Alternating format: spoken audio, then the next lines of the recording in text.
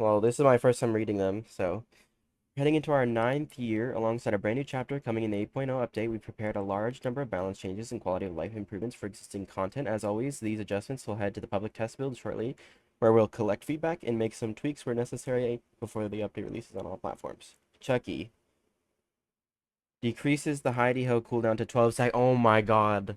Finally. I might actually P100 Chucky. Bro, his cooldown was so long. It was so bullshit. I hated it. Chucky can only scamper while performing a slice and dice attack. So he can break pallets now in it, which will be nice. Decrease the time it takes to scamper to 1.3 seconds. Was 1.4. Okay. Scamper could sometimes lead to unavoidable hits since survivors could not possibly get someplace safe in time to took for Chucky to crawl under the pallet. We want to shift his gameplay away from these easy hits, scamper them basic attack, and instead encourage his unique slice and dice attack. Since this change would affect his strength, we have reduced the cooldown and slice and dice to allow Chucky to use his power more frequently. Okay.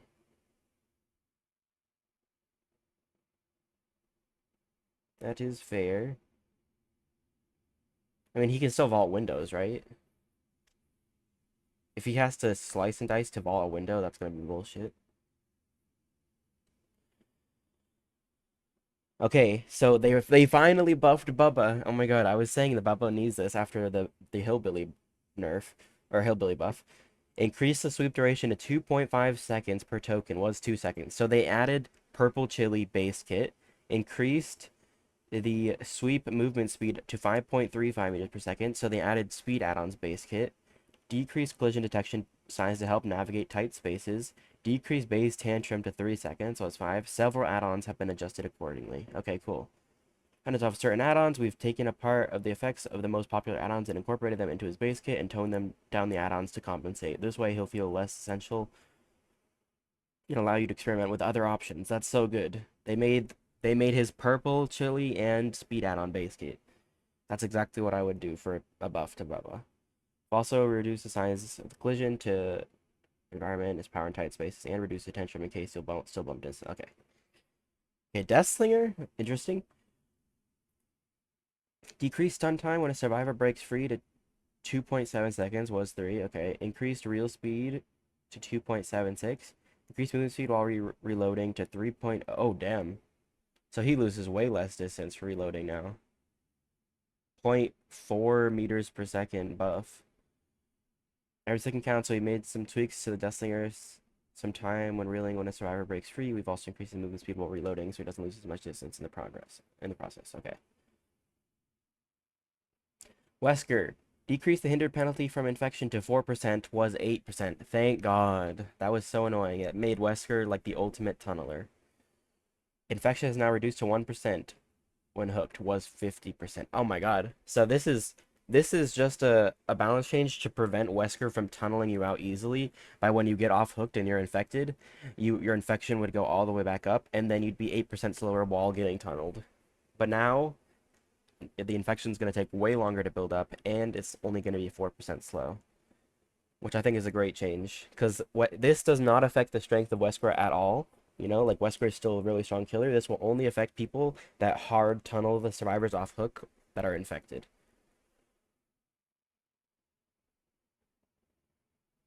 Compound 33 increased rush turn rate and duration by 11. They're changing his Eries again. 11% was 30%. Iridescent Blight Tag now increased rush speed by 10% was 20. Okay, so they nerfed his Erie add-ons. Increased toolbox sabotage speeds. Effects of sabotage related. Okay, I don't understand why they're buffing toolboxes. Like, this change would make sense. Increase the toolbox sabotage speeds and increased effects of sabotage or related add-ons if they were nerfing toolbox charges to how fast they do generators. But they're not.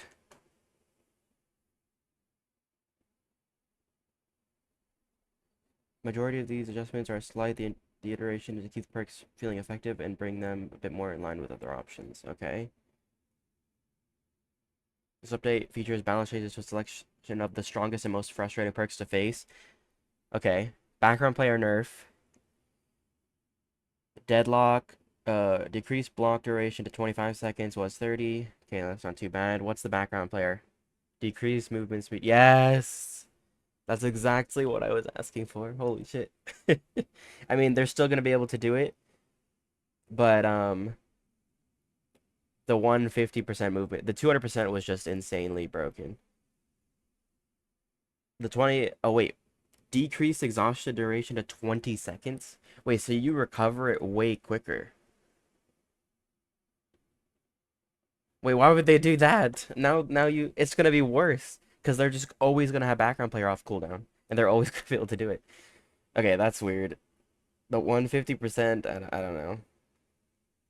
Grim Embrace, nerf, decreased block duration to 10 seconds was 12. It'll still be a good perk. Honestly, that may be even better because now you can pair it with perks like Pop and kick the gen a bit quicker. So in both strength and popularity since it was last changed, we have similarly toned it down slightly to move it in the more balanced range while keeping it rewarding for killers who choose to switch targets. Background players' high movement speed allowed survivors to cross extreme distance to make the save. There was no way for the killer to reasonably check that area, let alone defend against it. We have reduced the movement speed, instead reduced the exhausted duration to compensate. This will make it harder to get a save, but allow you to make attempts more often. Okay, that's fair. Oh, they nerfed DS. Reduce the stun duration to 4 seconds. Honestly, I think that's fair. So many people have been offensively using DS that they kind of deserved it. Like I bet the devs saw the sheer amount of videos of survivors just abusing DS on killers who were not tunneling them, and they were just getting absolutely like destroyed by it. So I think this is fair. This will make it so it's not as painful against M1 killers who struggle the most. Our last update increased the stun duration 5 seconds. This is a little too effective, so we have fine-tuned the stun duration to 4 seconds instead. That's fair. Decrease regression affected 20. What? Why would they nerf Pop? 20%? It's not 20% progress. It's 20% of the current progress. If you kick a 50% gen with 30%, it only regresses the gen by 15%. 20% is gonna be like nothing. What even is 20% of 50? It's like, hold on. Pop's gonna be so bad.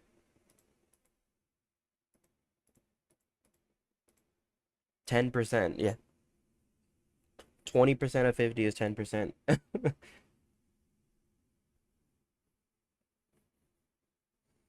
That's weird. Has proven to be very strong, and the conditions to activate it aren't very difficult. To better reflect how often it comes into play, we've reduced the strength of its regression effect. Oh, buckle up nerf? Okay, background player buckle up nerf for these changes is kind of interesting. No longer provides endurance. Survivors healed from the dying state break into a sprint at 150% move speed for 5 seconds. It does not cause exhaustion. Wait, so it's gonna be for the people buckle up with the speed boost. Allowing survivors to save each other before the killer can pick them up risk-free. Since there's a lot of competition between perks, which grants its survivors endurance from the dying state, we've decided to replace the effect entirely to help it stand out. Now buckle up will instead grant the healed survivor a speed boost. That's still a good speed boost. They nerfed decrease regression effect to 20% for pain res.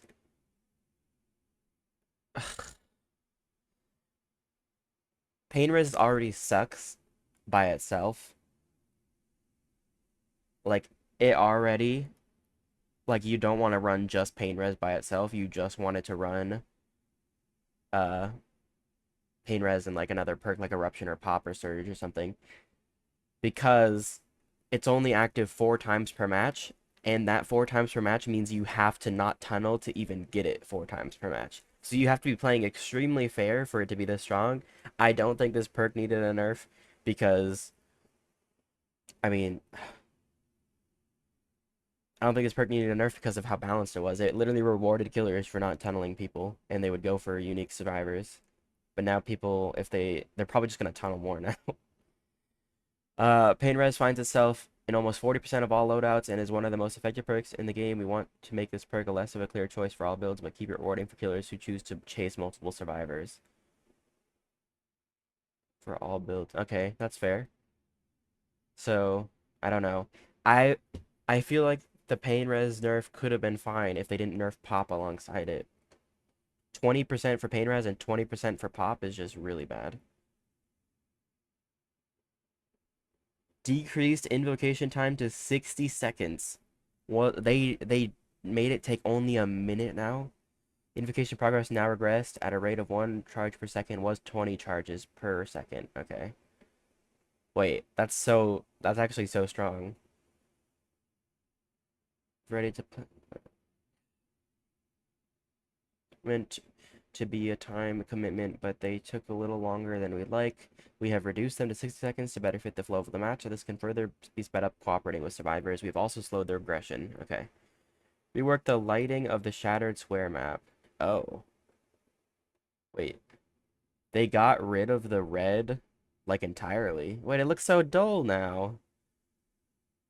Why? It just looks like a shade of gray and...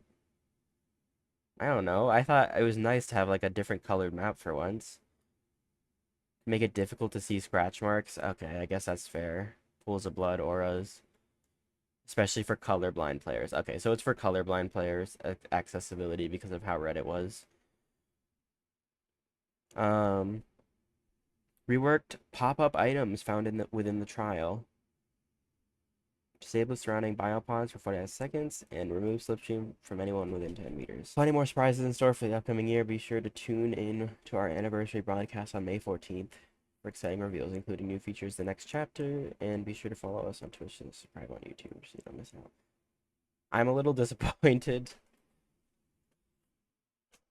I like the Bubba buff. I don't know how I feel about the Chucky. It's not even like a nerf, it's just like a rework.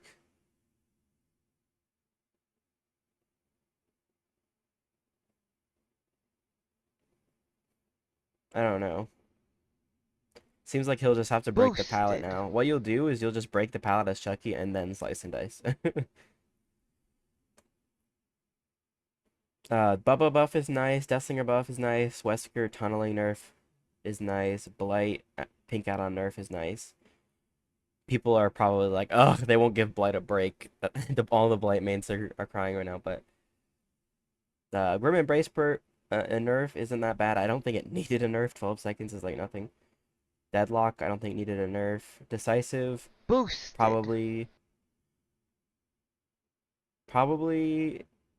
I don't know. I think it's okay. I think it didn't need a nerf because of strong Boosted. killers needed the 5 second stun, but it was too Boosted. effective against weaker killers that were just M1 killers. Boosted. King, shut the fuck up. They nerfed Pop King. They nerfed Pop to 20%, and they nerfed Pain Res to 20%. It's so toxic. Okay, I feel like Pop should have been reduced to 25%. Not 30 to 20 is wild. Because that's what it already was before when they nerfed it. I think Pain Res is okay being 20%, but Pop should be like 25, at least. That's what it was originally when it came out, and I feel like that was always the best iteration of it. So I don't really have much else to say.